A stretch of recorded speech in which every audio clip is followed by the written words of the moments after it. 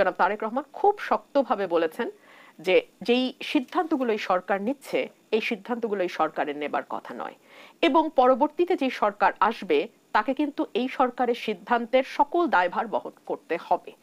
প্রথমে যখন করিডোর নিয়ে আলোচনা হলো, আমরা খুব অবাক হয়ে লক্ষ্য করলাম সরকারের পররাষ্ট্র উপদেষ্টা এক কথা বলছেন, সরকারের অতি বাচাল অতিরিক্ত কথা বলা প্রেস সচিব তিনি অন্যভাবে কথা বলছেন।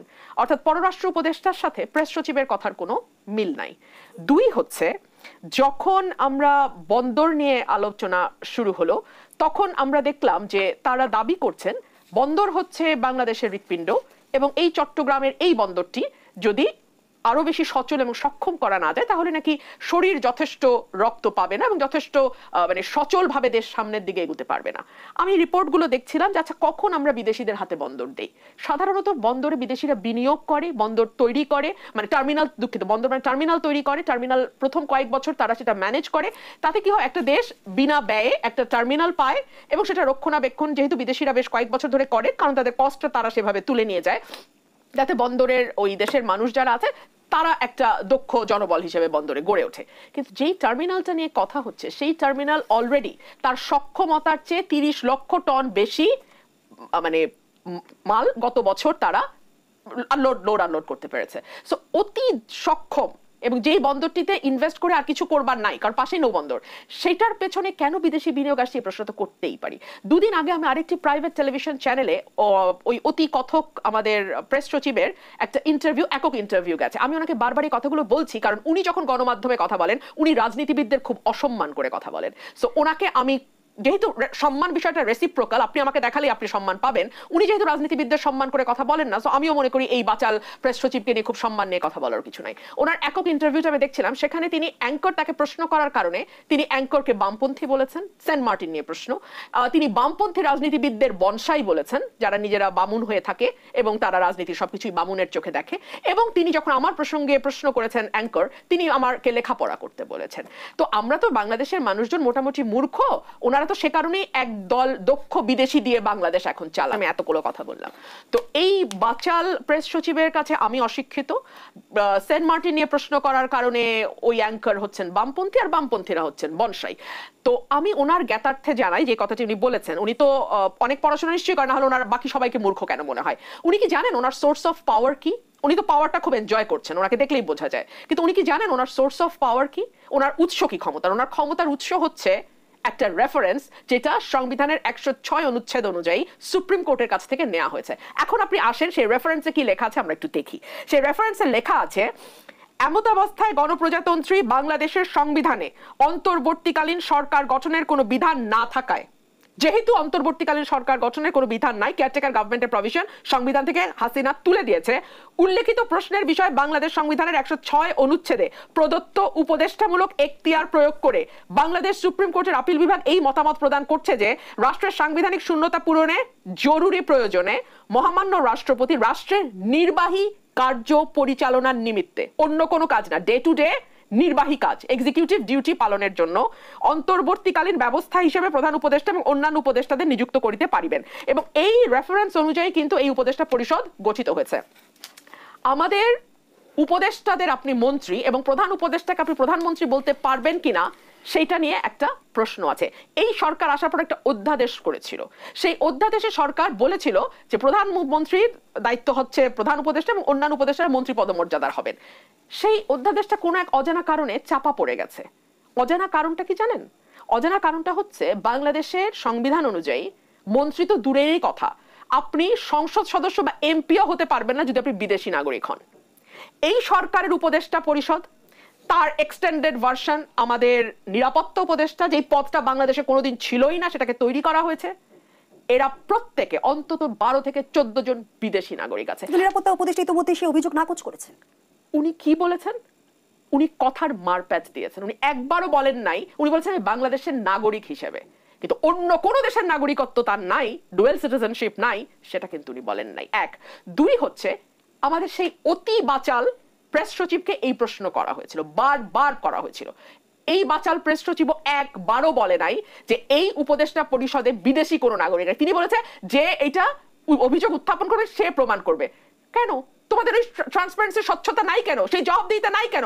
ওপেন চ্যানেল, ন্যাশনাল চ্যানেল বলে দেন আপনি। আপনার যদি সেই মরাল স্ট্রেংথ থাকে যে এই সরকারে কোনো বিদেশি উপদেষ্টা নাই, তাহলে সেটি আপনি জাতির সামনে প্রেস সচিব হিসেবে কেন পরিষ্কার করছেন না? সো আমি এই সরকারটাকে দেখছি বাংলাদেশকে একটা ভয়াবহ খারাপ দিকে নিতে।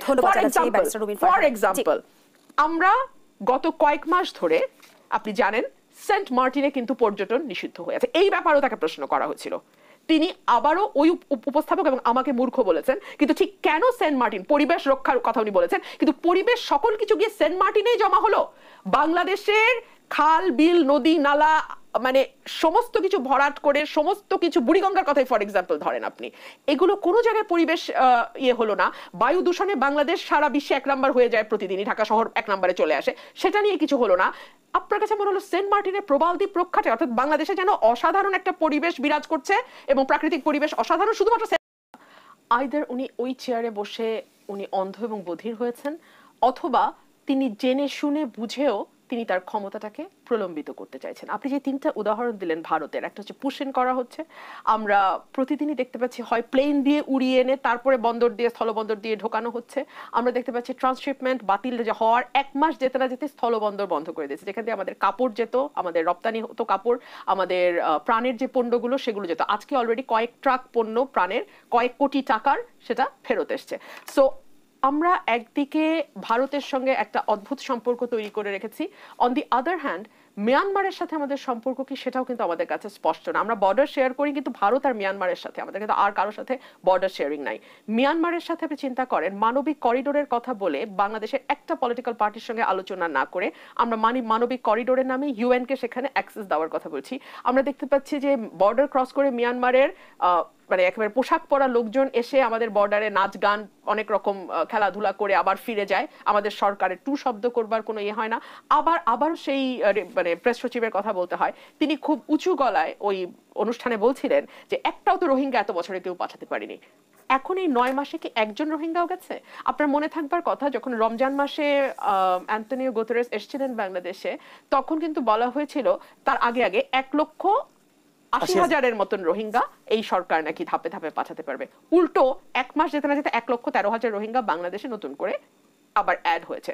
সো এই সরকারের না ভেতরের পরিস্থিতি স্থির আছে, না আন্তর্জাতিকভাবে তার প্রতিবেশী দেশগুলো, বিশেষ করে যাদের সাথে সে বর্ডার শেয়ার করে, তাদের সঙ্গে তার সম্পর্ক স্থির আছে।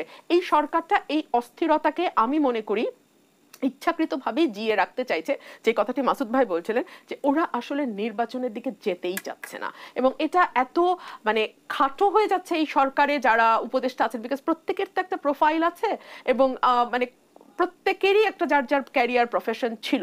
ওই জায়গাটা থেকে বের হয়ে ওনারা যখন এইভাবে নেইকেডলি ক্ষমতা আটকে রাখার একটা চেষ্টা ওনারা করে যান, যে 2 মিনিট বেশি থাকলে 2টা বেশি ফাইল সই করা যাবে, সত্যি এখন এরকমই লাগে। কারণ আজকেও ইকোনমিস্টকে একটা সাক্ষাৎকার দিয়েছেন আমাদের প্রধান উপদেষ্টা, সেখানে তিনি বলেছেন যে এটা জুনের পরে যাবে না। আবারও সেই জুন দেখেন, ডিসেম্বর থেকে হতে পারে এমন কথা বলেছেন, বলছেন জুনের বাইরে যাবে না। তার মানে ওই 6 মাসটা কিন্তু উনি রাখছেন।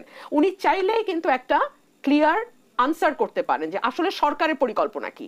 এরপর যদি সেই পরিকল্পনা মতো না হয়, সেটা তো দেশের মানুষ দেখবে, বুঝবে, সেটা যদি জাস্টিফাইড হয়। নির্বাচন কেন্দ্রিক বিএনপির মূল সমস্যা কি সেই 6 মাসে আটকে আছে? আমি উত্তরটি শুনবো, আবারও বিরতি সময় হয়েছে। দর্শক, দেশ সম্প্রতিকের রিপোর্ট যে আবারও বিরতিতে যাচ্ছি, সাথেই থাকুন। দেখছেন দেশ সম্প্রতিক, আমরা আবারও ফিরছি আলোচনায়। ব্যারিস্টার রুমিন ফারহানা যে আলোচনায় আমরা ছিলাম, বিএনপি দাবি করছে ডিসেম্বরের মধ্যে নির্বাচন, সরকার বলছে ডিসেম্বর থেকে 26শে জুন পর্যন্ত সময়সীমার পার্থক্যটা যদি আমরা দেখি 6 মাস, সেই 6 মাসে কি আসলে বিএনপির মূল সমস্যা? আপাত দৃষ্টিতে সময় পার্থক্য 6 মাস মনে হলেও 6 মাস একটি লম্বা সময়। 1, 2 হচ্ছে বাংলাদেশে জুন জুলাই মাস নির্বাচনের সময় না, কখনো হয় না এই সময়টা। এই সময়ে এসএসসি পরীক্ষা থাকে, 2টো ঈদ থাকে, এইচএসসি পরীক্ষা সামনে ওয়েট করে, এবং ঝড় বৃষ্টি বাদল ওয়েদারের ব্যাপার তো আছেই। তো সকল কিছুর বিবেচনায় নর্মালি আমরা দেখি ডিসেম্বর জানুয়ারি মাসটাতে নির্বাচন হয়।